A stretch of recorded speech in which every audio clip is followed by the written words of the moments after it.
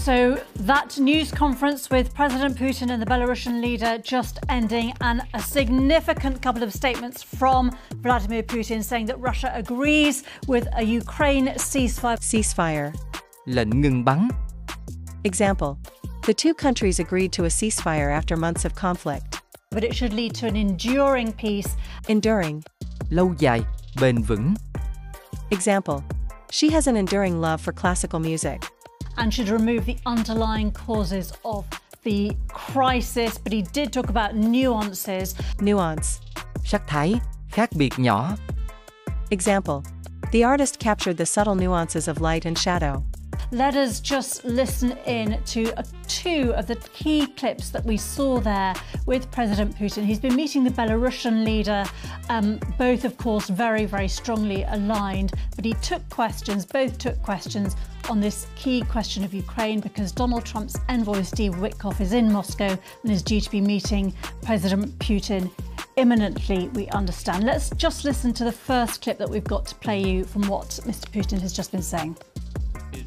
We agree with the proposal for a ceasefire, to cease hostilities. Hostility. Sự thù địch, hành động thù địch. Example: the two sides agreed to suspend hostilities and negotiate. But we proceed from the fact that this ceasefire should lead to an enduring peace and should remove the root causes of this crisis. Now, whether Ukraine is ready to cease hostilities, the meeting in Saudi Arabia between Ukraine and America may look like a decision taken by the Ukrainian side under American pressure. But in fact, we are absolutely convinced that the Ukrainian side should have asked Americans for this persistently, given the situation on the ground.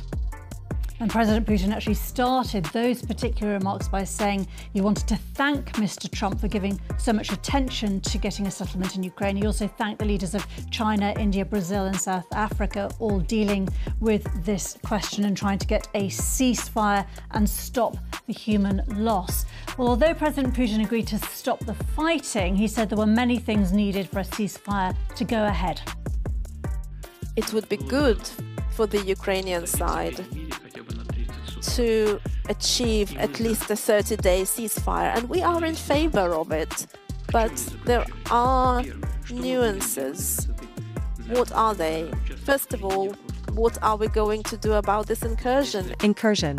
Sự xâm nhập, cuộc đột kích. Example: the military launched an incursion into enemy territory. In Kursk region. If we cease hostilities for 30 days, what would that mean? Would that mean that everybody there would leave? Should we release them after they have committed numerous crimes against civilians there? Or will the Ukrainian leadership command them to surrender?